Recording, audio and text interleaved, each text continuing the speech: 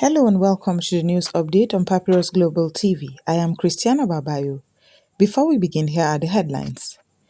Tinubu'S 58.47 trillion naira 2026 appropriation bill passes second reading in Senate. PAMSEC warns state house workers against infighting, calls for professionalism. Governor Lawal signs 871.3 billion naira 2026 budget into law.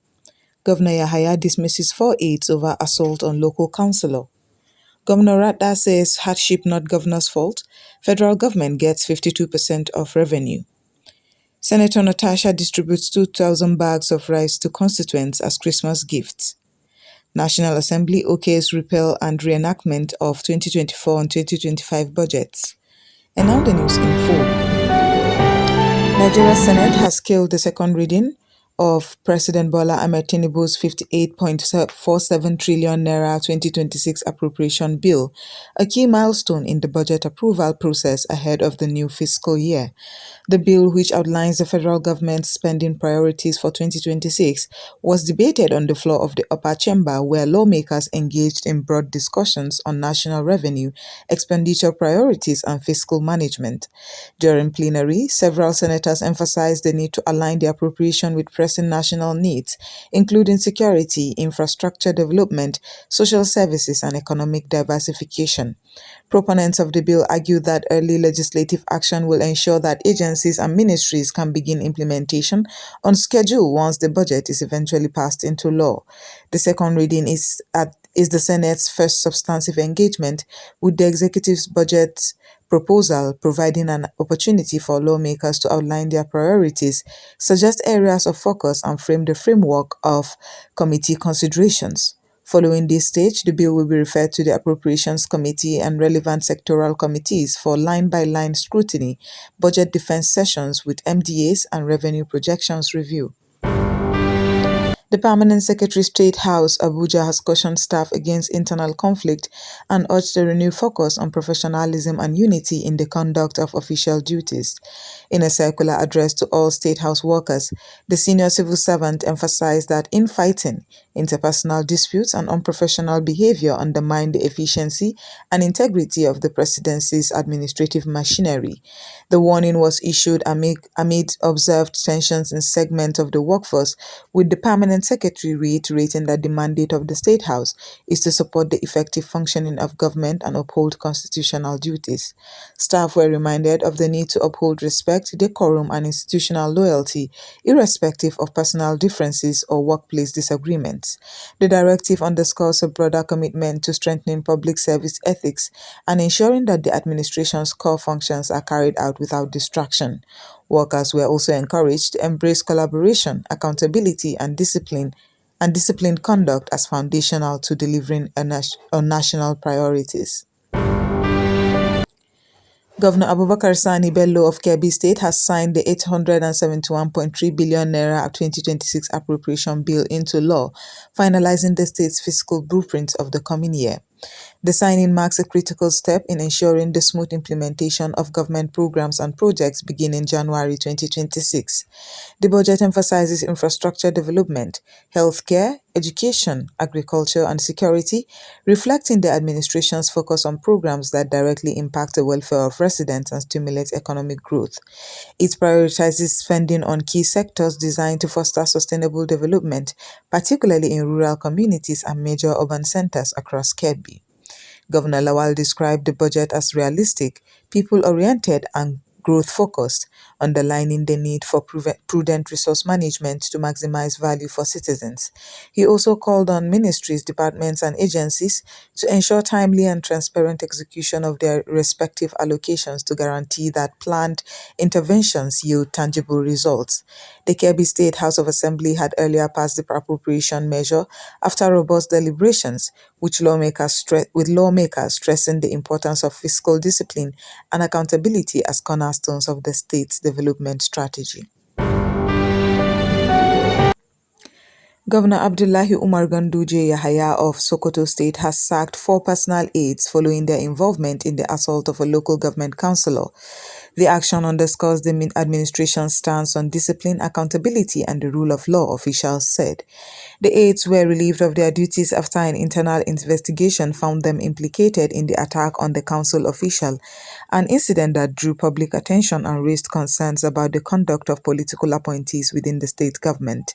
In a statement, the governor reaffirmed that no one is above the law and that those who abuse office or engage in violence will face consequences irrespective of their political connections. The sackings are part of broader efforts to restore confidence in governance and ensure that public servants conduct themselves in a manner that reflects the values of respect, civility, and public service.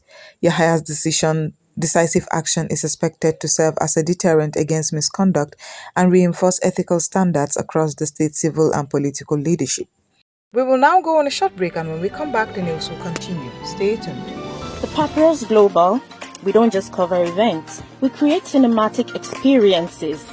From red carpets to birthdays, gala dinners, and your fairy tale weddings, we bring your moments to life with high-tech precision. Our gadgets are smarter, our lenses sharper, and our team simply world-class. Trust the Papyrus Global to tell your story in the boldest, brightest way possible.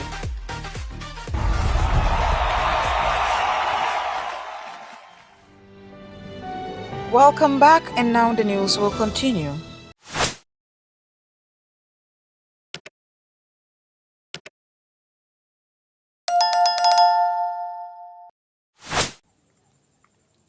Gombe State Governor Usman Danjaratta has pushed back against critics blaming state governments for Nigeria's ongoing cost of living crisis, insisting that the federal government shoulders the largest share of national revenue and must be held accountable for economic outcomes.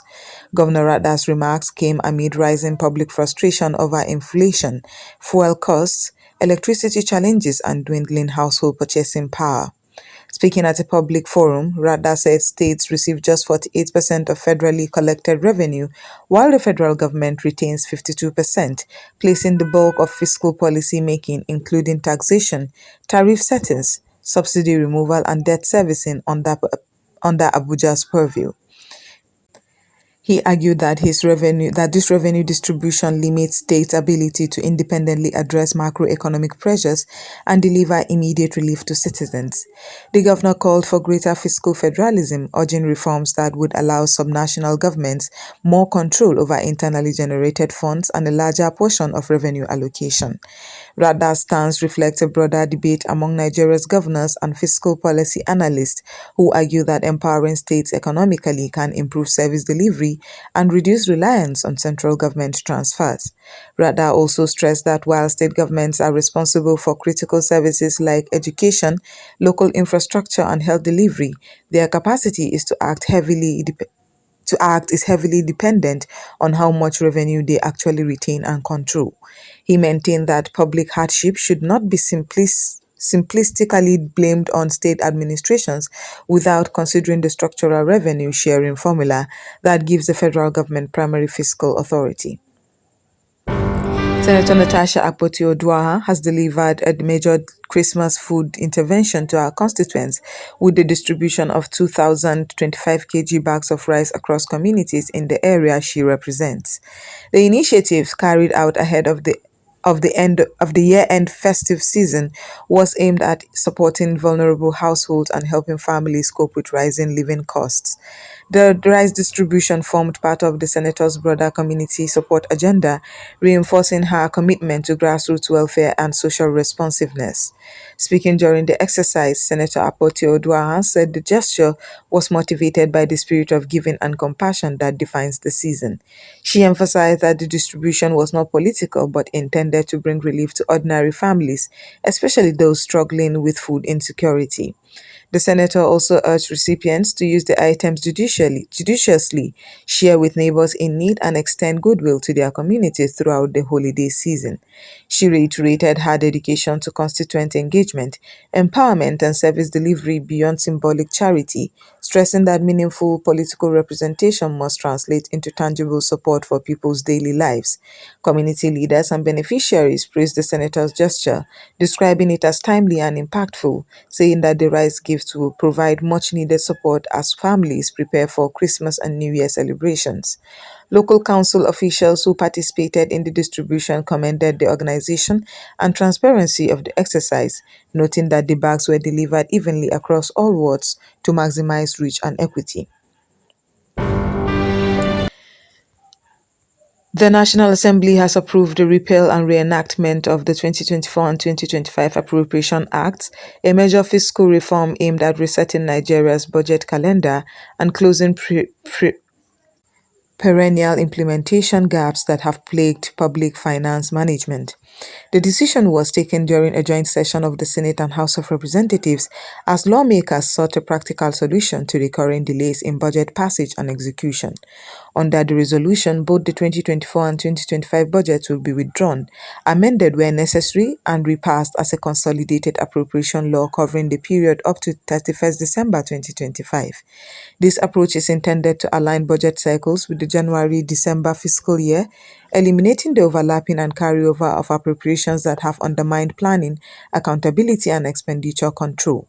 Lawmakers explained that chronic delays in budget passage, often extending into the year being appropriated, have forced agencies to operate on incomplete or expired resources, leading to stalled projects, fragmented planning, and difficulties in matching revenues to spending obligations. By repealing and reenacting the two acts together, the National Assembly aims to clear the backlog, unifying implementation timelines, and strengthen fiscal discipline.